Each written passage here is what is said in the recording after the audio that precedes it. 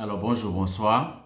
Ici c'est toujours Christian Adama que vous me suivez sur la chaîne YouTube de l'entrepreneur ou bien la page Facebook de l'entrepreneur. C'est le même sujet. Mon objectif a toujours été d'aider les uns et les autres à atteindre l'indépendance financière, et atteindre l'indépendance financière passe également par développer un leadership, prendre soin de votre santé, et donc j'interviens de temps en temps sur le bien-être également, et je parle du leadership, je parle de l'entrepreneuriat, le marketing surtout, qui est mon domaine, ou bien mon point fort. Donc depuis que j'ai appris à vendre, tout a changé, et après la vente, j'ai découvert le marketing, et je dis souvent la différence entre la vente et le marketing. La vente, c'est que vous allez vers les gens pour leur proposer des choses. Le marketing, c'est que vous attirez les gens vers vous, et donc c'est une forme supérieure de la vente qu'est le marketing. Et depuis que j'ai connu ça, ça a littéralement changé ma vie. Et donc mon message aujourd'hui, c'est d'encourager tout un chacun à aimer, même si vous vous dites que vous n'êtes pas né marketeur, vous n'êtes pas né vendeur. Comprenez tout simplement que dans l'économie d'aujourd'hui, vous ne pouvez pas vraiment réussir si vous n'apprenez pas à dominer ce qu'on appelle le marketing. Et donc, c'est ce que je fais. J'ai un groupe d'étudiants aujourd'hui à qui je transfère ce que j'ai appris pendant à peu près 10 ans maintenant. Et donc, si vous êtes intéressé peut-être à en savoir davantage, commencez par peut-être vous abonner à la page, que ce soit le YouTube ou que ce soit la page Facebook. Inscrivez-vous pour que vous puissiez recevoir des notifications chaque fois que je fais des formations. Je fais des formations. Ce que je fais sur ma chaîne ou sur ma page ici, ce sont des formations. Je ne suis pas là pour entretenir la comédie ou quelque que soit. Donc, ça n'a jamais été mon talent. Donc, vous cherchez à rire ou de la comédie, à passer du temps, ce n'est pas sur ma page ou ce n'est pas sur ma chaîne. Il y a plein de gens qui sont talentueux en la matière. Je n'en suis pas un, mais ce que moi je fais ici, c'est comment dire, vous aider à entreprendre et à atteindre l'indépendance financière. Donc, si c'est votre souhait, abonnez-vous à la page et vous allez recevoir beaucoup de formations de ma part en la matière. Mais aujourd'hui, nous allons parler du secret de l'enrichissement. Donc, le secret de l'enrichissement. Et donc, ce serait une série pour ce mois de juillet. Je vais faire cette série-là. Ça peut peut-être aboutir à 3, 4, 5 vidéos. Je ne sais pas où ça peut s'arrêter, mais aussi longtemps que je suis inspiré, je veux parler du secret de l'enrichissement dans cette série. Donc, dans la première partie, nous allons parler de 3 choses essentielles qui peuvent nous aider à atteindre l'indépendance financière ou à devenir riche. La première des choses dont nous allons parler, c'est pour devenir riche, il faut d'abord comprendre que la richesse n'est pas synonyme d'avoir de l'argent. Être riche n'est pas synonyme d'avoir de l'argent. Donc, les gens se limitent, se disent que si j'ai 1 million de dollars sur mon compte, alors je suis riche. En réalité, si on fouille bien, avec 1 million de dollars sur votre compte ne fait pas de vous forcément un riche. Donc, nous allons développer un tout petit peu pour que on puisse comprendre pourquoi avoir de l'argent n'est pas synonyme d'être riche, et pourquoi vous pouvez être riche sans avoir de l'argent également. Au second point, nous allons parler de connaître les principes de fonctionnement de l'argent. Pour être riche, vous devez connaître le principe de fonctionnement de l'argent. Si vous ne connaissez pas ces principes, pour les mettre en application, vous allez tourner en rond. C'est comme ça que vous allez avoir de l'argent peut-être, mais vous ne serez jamais riche. Donc, nous allons développer cela également. Et le troisième point que je vais mentionner, ce serait d'avoir un mentor ou bien un modèle de succès en matière des finances que vous allez suivre, et peut-être, comment dire, multiplier ce que cette personne-là fait ou ces personnes-là font pour que vous aussi, vous puissiez avoir le succès. Donc, encore une fois, ici c'est Christian Adama. Si vous suivez sur la chaîne YouTube, cliquez sur le, comment dire, subscribe pour vous abonner à la page, et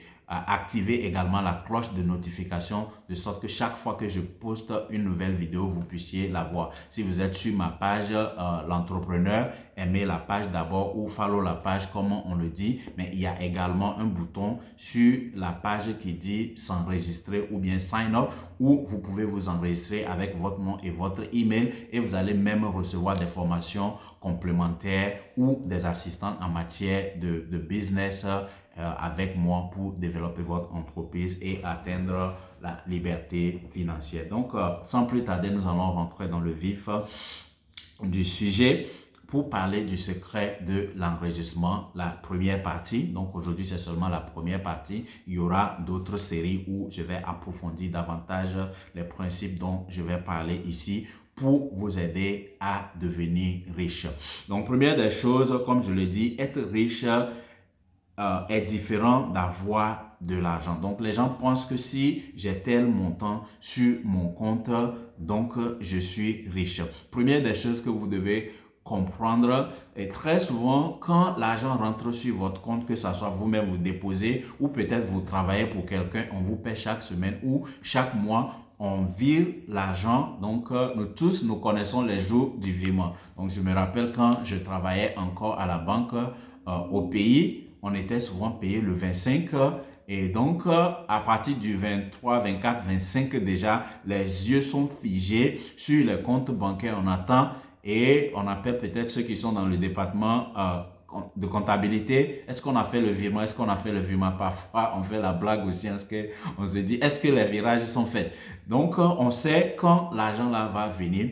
Mais très souvent, ce que les gens ignorent, les gens ne font pas attention. Ceux qui n'ont pas, quand on n'a pas une éducation financière, on sait quand l'argent va venir, mais on ne sait pas quand et comment cet argent-là va sortir. On n'a pas de plan sur comment cet argent-là va sortir. Et donc, quand vous n'avez pas de plan pour votre argent, il y a d'autres personnes, notamment les riches, qui ont un plan pour la sortie de votre argent. Donc, vous n'avez pas planifié votre argent, mais quelqu'un d'autre le planifie. Parce que, comme on le dit, la nature a horreur du vide. Donc, si vous ne le faites pas, quelqu'un va le faire pour vous. Et qui sont ces gens-là? Ce sont les entrepreneurs qui vont peut-être avoir ce plan-là pour attirer votre argent. Donc, comprenez d'abord que avoir de l'argent sur votre compte bancaire n'est pas synonyme d'être riche, surtout si vous n'avez pas un plan, si vous n'avez pas un budget, si vous ne budgétisez pas votre argent. De l'argent va arriver sur votre compte,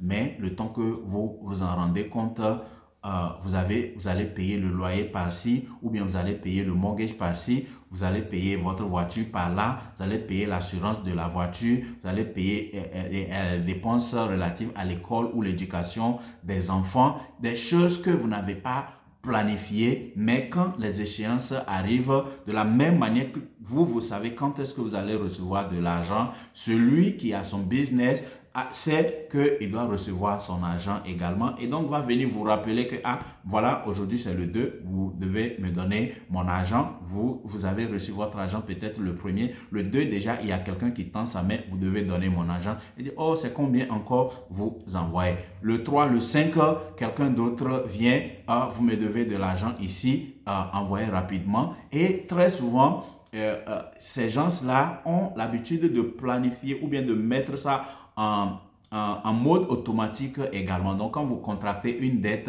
les gens sont prêts, on dit signer ici, signer ici, signer ici. Et ils ont mis que vous devez rembourser ma dette à partir de ce moment et chaque mois, vous devez rembourser cela. Donnez votre numéro de compte, donnez le routing number et on va prélever l'argent sur votre compte. Et vous ne savez pas, vous êtes souvent surpris quand cet argent-là sort sur votre compte. Donc, si vous suivez cette présentation aujourd'hui et vous voulez être riche, je suggère que vous ne soyez plus jamais surpris d'une dépense qui sort de votre compte bancaire. Donc, vous devez préparer ces genres de choses de la même manière que vous êtes comment on dit, enthousiasmé par la rentrée de fonds, vous devez planifier également la sortie de ces fonds-là. Donc, si vous savez comment l'argent rentre sur votre compte et comment l'argent sort sur votre compte, alors là seulement, vous pouvez atteindre l'enrichissement. Parce que là, vous pouvez déduire peut-être ce qui sort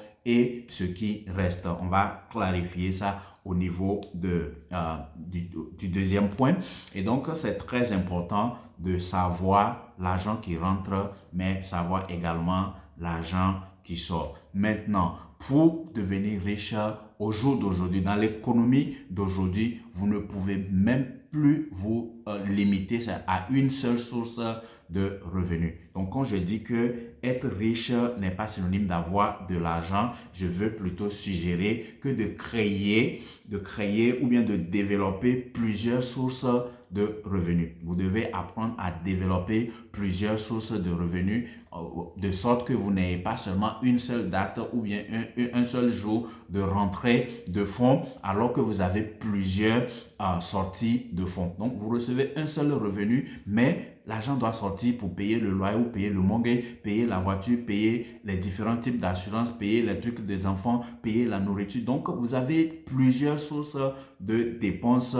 Vous devez avoir plusieurs sources de revenus également. Donc, c'est le secret de l'enrichissement aujourd'hui. Et même depuis la nuit des temps, si je retourne seulement vers nos parents qui étaient agriculteurs, la plupart des agriculteurs ne font pas qu'une seule semence. Donc, il y a des gens qui vont planter et le maïs, et l'igname, et le manioc, et peut-être l'arachide. Et souvent, ces différents produits ne sont pas récoltés à la même saison. Il y a différentes saisons. De sorte qu'on sait qu'on est, comment on dit, enthousiasmé par les récoltes du maïs et on prend, c'est de la rentrée de fonds. Mais aussitôt qu'on a fini de ça, on sait que bientôt c'est la récolte de l'arachide également. Bientôt les ignames seront matures et on va commencer à faire sortir de l'igname également pour mettre sur le marché. Donc, même les agriculteurs ont plusieurs sources de revenus. C'est peut-être le même champ, mais plusieurs sources de revenus et différents moments. Et donc,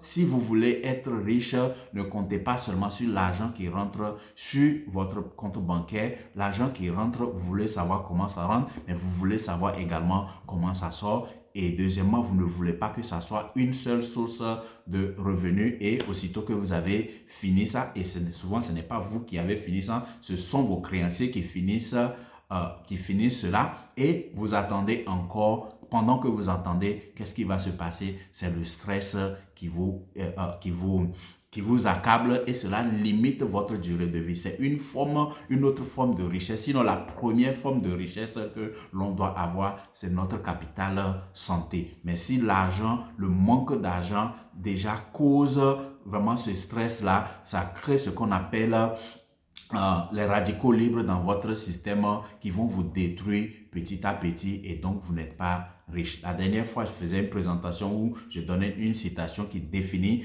la richesse également comme le nombre de jours que vous pouvez survivre après avoir arrêté de travailler. Donc, pour savoir si vous êtes riche ou pas, regardez un peu ce que vous avez si vous voulez vous limiter à l'argent que vous avez sur votre compte bancaire aujourd'hui. Si vous vous arrêtez de travailler aujourd'hui, pendant combien de temps vous pouvez survivre avec cet argent-là? Si vous savez que vos dépenses sont de 1 000 $ par semaine et que vous n'avez que 4 000 $ sur votre compte, alors votre richesse, c'est seulement de 1 mois. Vous êtes riche seulement de 1 mois parce que vous dépensez 1 000 $ par mois et vous n'avez que 4 000 et donc, vous dépensez 1 000 $ par semaine et vous n'avez que 4 000, donc vous ne pouvez survivre que 4 semaines. C'est ça votre richesse. Donc, vous voulez évaluer cela également. Donc, beaucoup de gens disent que moi, je ne souhaite pas être riche, je veux seulement le minimum. Pourquoi tu veux le minimum? C'est de l'égoïsme. Ceux qui disent que je veux seulement le minimum, beaucoup de gens dépendent de vous. Vous avez une famille, vous êtes dans une communauté, vous avez grandi en dormant dans des maisons que vous n'avez pas construites, en conduisant des voitures que vous n'avez pas fabriquées, en vous déplaçant sur des routes que vous n'avez pas faites. C'est des gens qui ont fait ça avec leurs moyens et vous voulez laisser quelque chose également pour la pérennité. Et donc, vous devez désirer avoir de l'argent, vous devez désirer être riche. Donc, la première étape, selon Napoléon Hill, l'un des plus grands auteurs que le monde ait jamais connu, la première étape vers la richesse ou l'abondance, c'est le désir. Vous devez désirer ou bien vous devez souhaiter être riche pour pouvoir le faire. Et ça ne doit pas s'arrêter au niveau du souhait ou bien du désir. Vous devez faire un plan. Donc, faire ce plan en matière de finances, c'est ce qu'on appelle le budget, connaître le montant qui rentre et connaître comment est-ce que ça sort. Donc, pour le premier point que je viens de développer, comprenez que être riche n'est pas synonyme d'avoir de l'argent. Être riche, c'est plutôt développer plusieurs sources de revenus et maîtriser ses dépenses de sorte que vous sachiez l'argent qui rentre et comment ça sort et qu'est-ce qui va rester et qu'est-ce que vous devez faire de cela. Cela, nous allons voir un tout petit peu dans les étapes prochaines. Donc, à l'étape numéro 2, vous voulez vraiment connaître le secret de l'enrichissement. Vous devez apprendre à connaître les principes même de fonctionnement de l'argent. Donc, l'argent, c'est cette valeur-là qui nous permet de mesurer. Donc, avoir de l'argent, ce n'est pas la richesse, mais l'argent, c'est ça qui nous permet de mesurer cette richesse-là également. Ce que cela peut acheter, ce que cela peut faire pour vous va définir ou bien va déterminer cette richesse-là. Et donc, si vous ne connaissez pas le principe même de fonctionnement de l'argent, vous ne pouvez pas en avoir jusqu'à ce que cela puisse vous servir. Et l'un des premiers principes quand il s'agit de l'argent, notamment comme je parlais du premier point, d'avoir un budget. Ce budget-là vous permettra de vous payer en premier. Le secret des riches et qui continuent par s'enrichir, c'est qu'ils se payent en premier.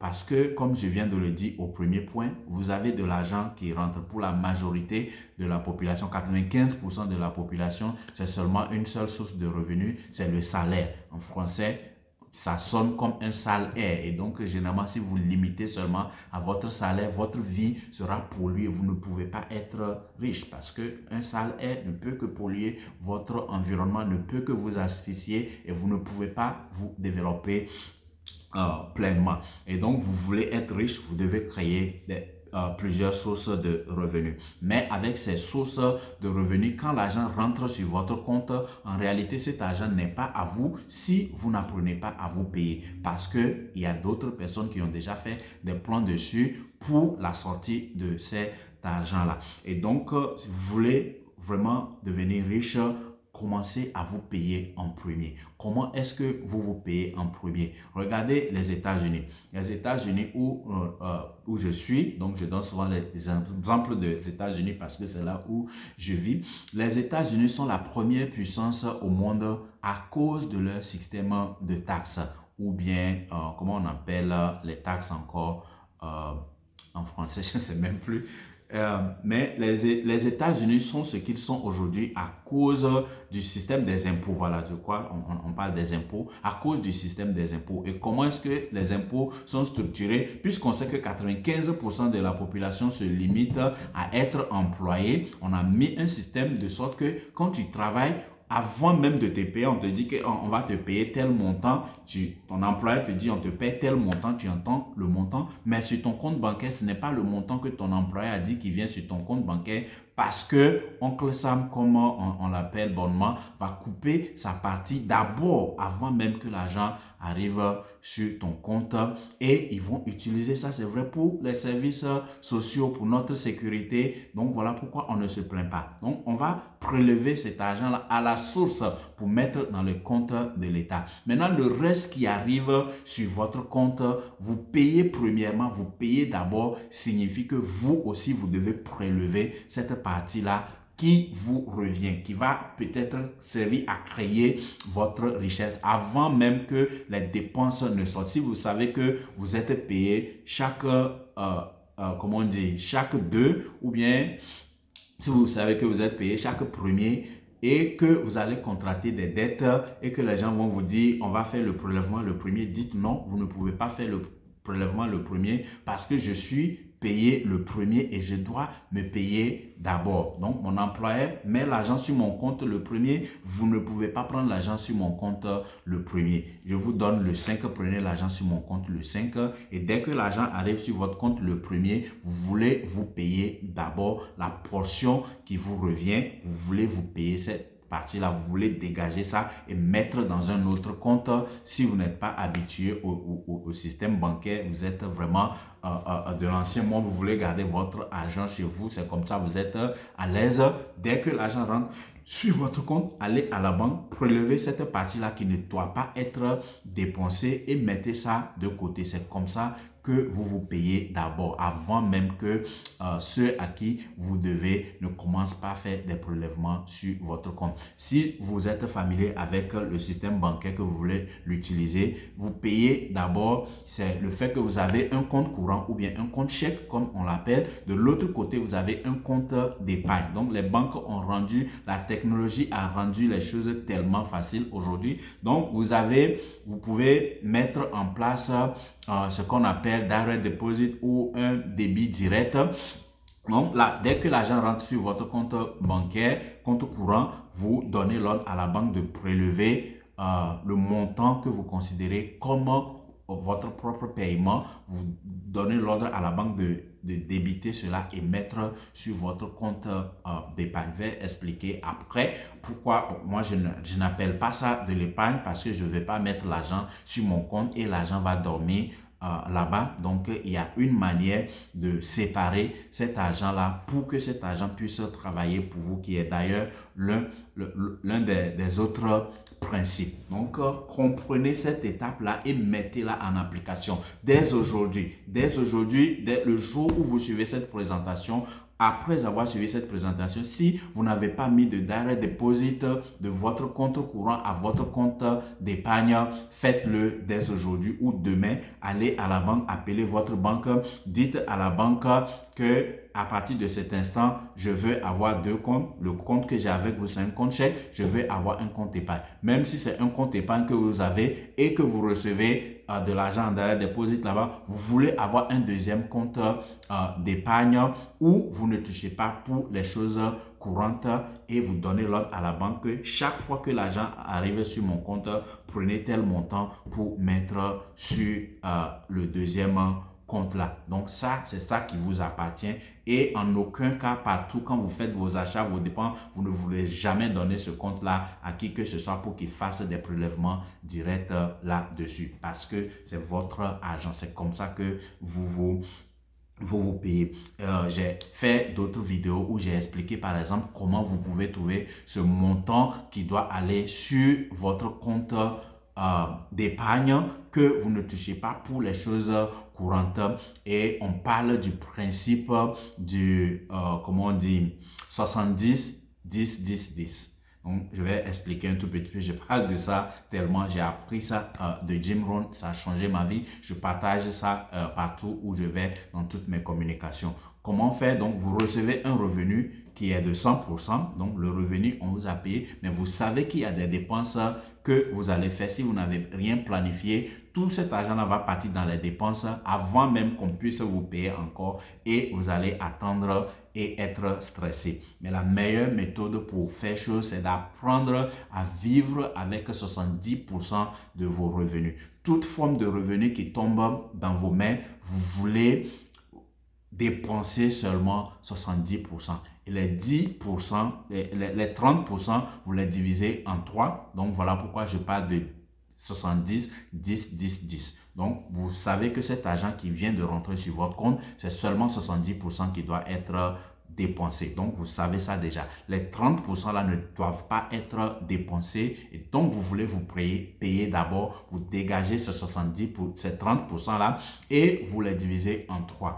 Donc, si vous êtes chrétien, religieux et autres, que vous donnez la dîme dans votre organisation religieuse, la première partie des 10% va là. Donc, on peut appeler ça charité. Donc, vous pouvez prendre ces 10% là pour faire de la charité ou donner de la dîme dans votre organisation religieuse, ou bien aider les gens qui sont moins démunis que vous. C'est l'un des principes que nous allons développer également, que beaucoup de gens ne comprennent pas. Donc, vous donnez 10% à la charité et 10%, deuxième 10%, ça va être ce qu'on appelle active capital ou bien un capital actif. Donc, vous allez mettre cet argent-là de côté et ça va servir à construire une autre source de revenus de vos propres mains. Donc, peut-être un business. Vous avez l'intention de devenir entrepreneur puisque c'est ce que j'enseigne.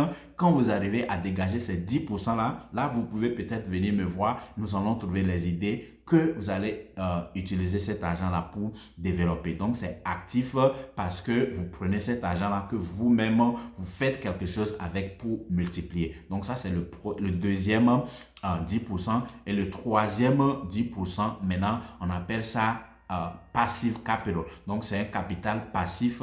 C'est de l'argent que vous n'allez pas utiliser activement vous-même pour faire quelque chose, mais que vous pouvez investir, donner à d'autres personnes pour l'utiliser et ils vont vous payer des intérêts dessus. Donc, il y a plusieurs manières de faire ça. Vous pouvez laisser ça à la banque. La banque va utiliser votre argent, va vous payer des intérêts dessus. On sait aujourd'hui que les intérêts au niveau de la banque sont vraiment faibles. Vous pouvez investir dans les stocks, vous pouvez investir dans le real estate, vous pouvez investir dans ce qu'on appelle les startups, donc des compagnies qui sont en développement, les compagnies naissantes. Vous pouvez investir votre argent dans une compagnie dont vous n'êtes pas activement en train de participer à cette compagnie, mais vous avez mis votre argent et votre argent travaille pour vous. Donc, c'est ce qu'on appelle un capital passif. Donc, en récapitulation, tout argent qui rentre sur votre compte, vous savez que vous ne devez que dépenser 70% de cela. Donc, 10% doivent être utilisés pour la charité, soit à l'église, soit à la mosquée, soit comment on dit, à aider les gens démunis, les veuves et les orphelins que vous voulez aider, les gens qui sont moins. Parfois, vous vous dites que je ne suis pas bien, ma situation n'est pas bien, mais quand vous regardez en arrière, il y a toujours des gens qui sont moins favorisés que vous et donc vous voulez utiliser ces 10%-là pour aider ces gens-là. Ça fait partie des principes de l'enrichissement. Donc, quand vous le faites, forcément, ça va revenir. Et ça ne revient pas le même montant, ça revient multiplié. Donc, c'est important de faire de la charité. Secondo, il faut se créer un capital actif.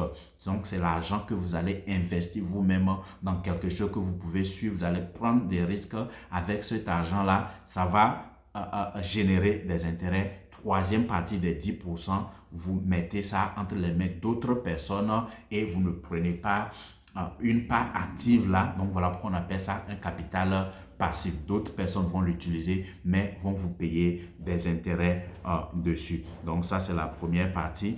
Le premier principe, payez-vous en premier. Et secondo, maintenant, nous allons parler de donner avant de recevoir. L'autre principe de l'enrichissement, c'est ce qu'on appelle le donner et le recevoir. Donc, beaucoup de gens veulent s'enrichir, mais ils tendent la main, ça n'a qu'à venir, ça n'a qu'à venir, ça n'a qu'à venir. Ou bien, aussitôt qu'ils commencent quelque chose, ils attendent à recevoir. En même temps, ça ne passe pas comme ça. Le principe fondamental de l'argent, c'est le donner et le recevoir. Vous devez donner d'abord avant de recevoir. Si vous vous mettez, vous commencez quelque chose, vous attendez seulement à recevoir, ou vous voulez faire quelque chose, première des choses qui vient dans ma tête, qu'est-ce que je gagne? Qu'est-ce que je gagne? Vous devez oublier ça. Vous voulez vraiment vous enrichir, vous devez oublier cette partie-là et vous positionner en tant que donneur. Il y a des gens qui se disent que moi-même, je n'ai rien pour donner. Comment... Quand tu penses que tu n'as rien pour donner, tu n'auras rien à recevoir également. C'est un peu comme le semer et moissonner. Vous ne semez pas, vous n'allez pas pouvoir moissonner. Donc, vous devez donner même le peu que vous avez donné. Quand vous n'en avez pas assez, que vous ne donnez pas, le jour où vous en aurez, vous ne pourrez pas donner. Et donc, la loi de la nature fait que vous n'en aurez jamais parce que vous n'êtes pas du genre à donner. Donc, vous devez pratiquer le donner d'abord avant de recevoir. Dans toute chose, quand vous faites, ayez la patience de sorte que vous puissiez être en position de donneur. Quand ça va commencer à revenir, ça ne revient pas ce que vous avez donné, mais ça revient toujours multiplier. Et l'autre chose que je peux mentionner ici, quand on parle de donner et recevoir, que vous pensez que vous n'en avez pas. J'ai parlé du principe de 70-10-10, right? Mais vous pouvez vous dire que actuellement, je veux bien appliquer ce que vous enseignez, Monsieur Christian, mais actuellement, moi-même, là, c'est tellement serré sur moi, je suis déjà endetté, je ne peux pas donner. Je veux vous dire que vous pouvez donner. Vous pouvez donner même si votre situation est serrée, même si vous êtes endetté. La bonne chose avec les dettes, c'est qu'on peut toujours les négocier. On peut toujours négocier les dettes. C'est quand vous fuyez, peut-être que ça devient grave, mais quand vous faites face à vos créanciers, vous négociez, on va toujours vous donner des délais où on va diminuer les montants que vous allez avoir à rembourser et vous continuez à honorer votre engagement. Et donc, si par exemple vous êtes en position où les choses sont serrées et que vous ne pouvez pas appliquer les 70-10-10, vous pouvez tout au moins appliquer 97-1-1-1. Donc, vous avez de l'argent, les 100% d'argent qui rentrent dans vos mains et que vous savez que les choses sont serrées, mais vous voulez quand même devenir riche, commencez dès maintenant. N'attendez pas que les choses vont s'améliorer. Les choses ne s'améliorent jamais si vous ne faites rien. Donc, commencez peut-être au lieu de 70-10-10, commencez avec 97-1-1-1. Donc, tout argent qui rentre dans votre main, vous savez pertinemment que c'est tellement ça, vous ne pouvez rien. Mais vous voulez quand même changer votre vie, vous voulez quand même changer le cours de vie de votre famille, vous voulez changer, donner une identité à votre nom de famille, commencez dès maintenant avec 97-1-1-1. Donc 97% va servir à couvrir les dépenses payées, tout ce que vous devez aux gens. 1% va rentrer dans la charité. Donc vous dites que vous n'en avez pas, que vous ne pouvez pas donner, mais 1% peut faire quelque chose à quelqu'un. Quand vous dites que vous n'en avez pas, peut-être que vous avez $100 et vous pensez que vous n'en avez pas, mais de l'autre côté, vous sortez dans la rue, il y a quelqu'un qui vous demande un quarter.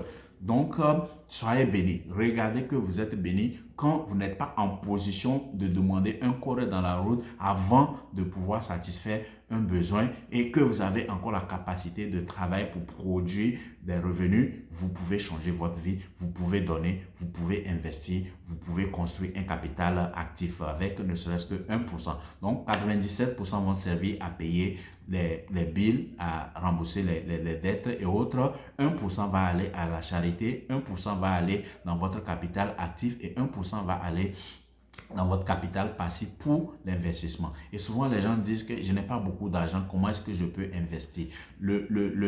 La meilleure source d'investissement qui a un retour le plus élevé, c'est l'investissement que vous faites en vous-même. L'investissement que vous faites en vous. Donc, quand vous n'avez pas encore beaucoup d'argent pour investir dans les stocks, le real estate, investissez en vous. Investissez dans votre formation. Donc, les 1% là que vous commencez à dégager comme capital passif, investissez ça en vous, dans votre formation pour que vous puissiez connaître. Vous allez investir dans quelle formation? Par exemple, l'éducation financière, comprendre comment l'argent fonctionne et cela peut vous aider. Vous en avez besoin d'une telle formation, envoyez-moi un message, laissez ça en commentaire et je peux vous intégrer dans l'un de mes programmes où vous allez apprendre cela. Le troisième principe dont je vais parler ici, c'est ce qu'on appelle le principe des intérêts composés. Le principe des intérêts composés, c'est l'argent que vous mettez en action, le capital passif dont je parle par exemple. Quand vous mettez cet argent dans les mains de la banque par exemple, ça va produire des intérêts. Quand ça produit des intérêts, supposons que vous avez mis l'argent de côté jusqu'à vous avez dégagé $1000, vous avez mis ça au niveau de la banque, que ça produit des intérêts autour de 10%. On sait qu'on n'a plus 10% avec la banque aujourd'hui. Si votre $1000 est devenu $1100 et que vous n'avez pas retiré ces $100 d'intérêt, ça demeure toujours avec la banque et votre capital de $1000 va devenir maintenant $1100. Et donc, à la prochaine période de génération des intérêts, ce n'est pas $1000 qui va vous produire des intérêts, mais c'est 1100 qui va vous produire de l'intérêt. Donc, les $1000 continuent à vous produire peut-être $100, mais les $100 maintenant commencent à vous générer peut-être $10 ou $1 et ainsi de suite. Le temps que vous vous en rendez compte, cet argent-là va devenir beaucoup. Les riches, ce sont les secrets, là, les secrets de l'enrichissement. C'est comme ça que les riches deviennent de plus en plus riches à cause du principe des intérêts composés. Mais malheureusement, ceux qui se limitent à une seule source de revenus, vous dépensez tout l'argent et il n'y a pas une seule portion qui apporte des intérêts composés et donc vous ne pouvez jamais vous enrichir si vous ne profitez pas de cela. Donc, on appelle ça des seed money. Donc, l'argent, c'est une semence également. Quand vous produisez, que vous gagnez des revenus, vous devez dégager la semence pour la prochaine récolte. Donc, si vous consommez votre seed money, vous consommez votre, votre argent qui devait être semé pour générer des intérêts, ou est-ce que vous allez avoir de la multiplication? Il n'y aura pas de multiplication, il n'y aura pas de principe d'intérêt composé et donc vous n'aurez rien. Donc voilà un peu le deuxième point que je vais développer aujourd'hui. Et le troisième point, maintenant, vous devez avoir un modèle de réussite en matière de finance. Les gens pensent qu'on peut se lever du jour au lendemain et devenir millionnaire. Donc c'est un apprentissage, c'est une étude que vous devez faire, c'est une école à laquelle vous allez. Mais quand je parle d'école, ce n'est pas l'école traditionnelle. L'école traditionnelle où on va, personne ne nous montre comment on devient riche. Et donc, si on ne nous apprend pas ça à l'école et que nous voulons devenir riche, il faut forcément trouver quelque part où apprendre cela. Et la meilleure méthode qui existe aujourd'hui, c'est d'avoir un mentor. C'est d'avoir un mentor et peut-être que vos parents ne sont pas riches. Si vous êtes né dans une famille pauvre, les gens se disent que parce que mes parents sont pauvres, je ne peux rien apprendre d'eux. Vous pouvez apprendre d'eux. Votre premier mentor, c'est votre papa, c'est votre maman. Il y a des discussions que vous allez faire avec vos parents et que parfois vous n'allez pas être d'accord en même temps, vous allez continuer sur vos voies, mais vous allez vous rendre compte que vos parents ont toujours raison. Le seul point peut-être où les parents n'ont jamais raison pour moi, à mon humble avis, c'est de continuer à nous dire d'aller à l'école pour obtenir des bons diplômes afin d'avoir un bon boulot et travailler jusqu'à partir à la retraite. Ça, par contre, si vous avez un parent qui vous dit ça encore, je vous dis non. Donc, ça, on sait d'abord que ça ne mène pas à l'enrichissement. Vous allez avoir des diplômes, c'est pour travailler pour des gens qui, eux, seront riches, mais vous ne serez jamais riche. Mais c'est ce que la plupart de nos parents savent et c'est ça qu'ils vont nous dire. Mais en dehors de ça, nos parents connaissent les principes de l'enrichissement plus que nous. Ils ne le sont pas peut-être, mais ils connaissent certains principes dont nous avons besoin. Donc, première étape pour avoir un mentor, c'est vos parents.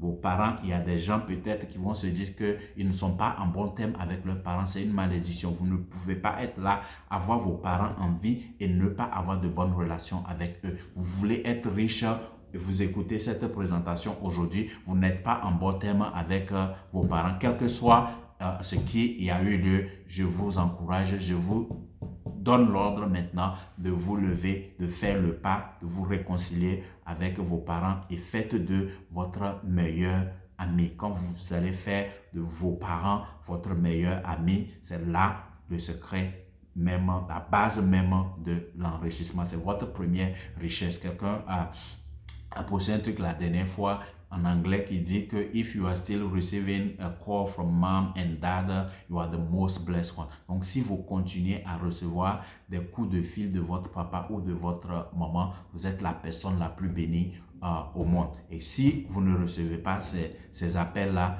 pendant que vos parents sont en vie, c'est une malédiction. Vous devez briser ça le plus tôt possible. Et donc, faites le pas, suppliez-les par 1001 voies pour rétablir cette relation-là et pouvoir bénéficier de leurs conseils. Très, très, très, très important. Maintenant, nous sommes dans une ère où les choses se développent. Il y a de nouveaux outils que l'on utilise pour atteindre l'enrichissement que nos parents n'ont pas eu à utiliser, qu'ils ne connaissent pas. Et donc, vous devez faire le devoir de rechercher également en dehors de vos parents d'autres personnes qui ont le genre de vie, le style de vie que vous voulez avoir sur le plan financier, la réussite financière, ceux qui ont cette réussite financière que vous voulez avoir, vous devez aller vers eux et apprendre d'eux. les voies qui sont passées. C'est un peu comme vous voulez faire un voyage dans un lieu inconnu. La meilleure des choses à faire, c'est de demander à quelqu'un qui a déjà fait ce même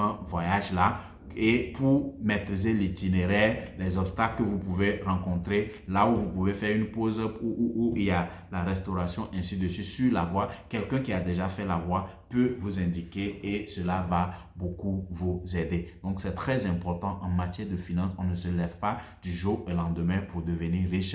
Il faut avoir un coach, il faut avoir un mentor, quelqu'un qui a déjà fait, qui a souffert, qui est passé par le même tracas, la même position peut-être où vous êtes aujourd'hui. Vous allez vers cette personne pour apprendre comment franchir les étapes jusqu'à créer cette abondance-là. Donc, ce n'est pas pour rien que je partage souvent quand je parle de mon histoire. Je donne tout, je dis tout et beaucoup de gens me reviennent et disent qu'on apprécie ton honnêteté parce que je viens de loin et donc je partage cela pour que les gens comprennent que parce que tu es au fond aujourd'hui ne veut pas dire que c'est fini pour toi. Il y a des gens qui ont été là-bas et je suis passé par là quand je suis venu ici aux États-Unis. J'ai souffert, je suis passé par des petits boulots et autres jusqu'à apprendre à vendre et à gagner peut-être en une semaine ce que j'ai gagné en un mois,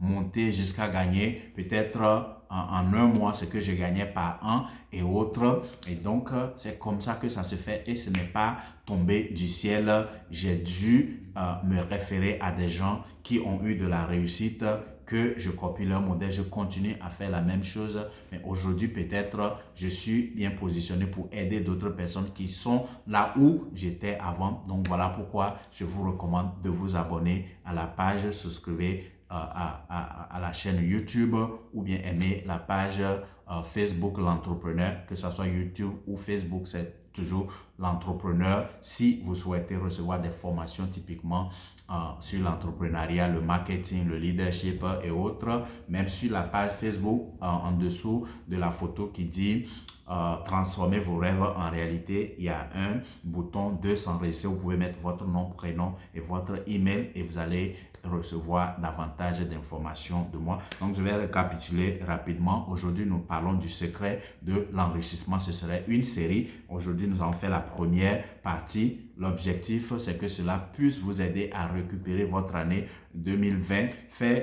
Nous sommes à la moitié même de l'année. On sait ce qu'a été la première partie, mais ce n'est pas parce que la première partie n'a pas été à notre avantage que nous ne pouvons pas transformer les choses et faire de cette seconde partie une réussite, de sorte que cela puisse nous aider à créer un momentum pour que l'année prochaine soit une année de grandeur, que nous puissions rentrer dans ce qu'on appelle la folie des grandeurs à partir de l'année prochaine, mais cela dépendra de comment est-ce que nous allons finir maintenant. Voilà pourquoi j'enseigne ces principes-là. Donc, nous avons parlé premièrement que être riche n'est pas synonyme d'avoir de l'argent sur son compte. Être riche, c'est peut-être développer plusieurs sources de revenus qui vont nous permettre de couvrir plusieurs sources de dépenses que nous avons également et dégager un excédent afin de pouvoir investir. Et au deuxième principe ou bien deuxième étape, nous avons parlé de connaître les principes même du fonctionnement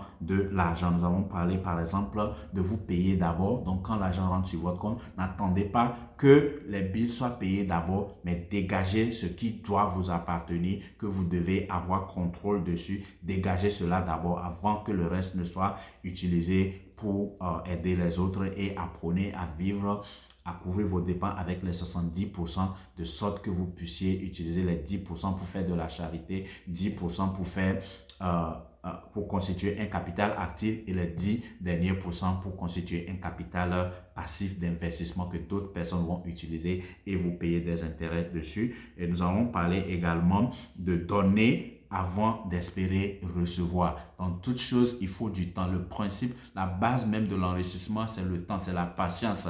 Et avant de recevoir, vous devez donner. Ne vous dites pas que je n'en ai pas, je ne peux pas donner. Quelle que soit votre position, il y a des gens qui sont moins démunis que vous et qui sont plus démunis que vous et qui ont besoin de recevoir, donc vous allez les donner. Quand vous leur donnez, ça va vous revenir multiplier. C'est comme ça que vous allez devenir riche. Et nous avons parlé également de mettre à profit le principe des intérêts composés, que votre argent travaille pour vous et que cet argent-là génère des enfants qui vont travailler pour vous et ainsi de suite. C'est comme ça que vous allez vous enrichir. Et dernièrement, nous avons parlé d'avoir un modèle de réussite en matière de finances. Devenir riche, ce n'est pas quelque chose que vous vous levez du jour au lendemain et puis vous devenez riche. Ça s'apprend, mais malheureusement, ça ne s'enseigne pas à l'école. Et donc, vous avez besoin de vous appuyer sur quelqu'un, peut-être qui a déjà fait le chemin, quelqu'un qui est passé de là où vous êtes à là où vous voulez être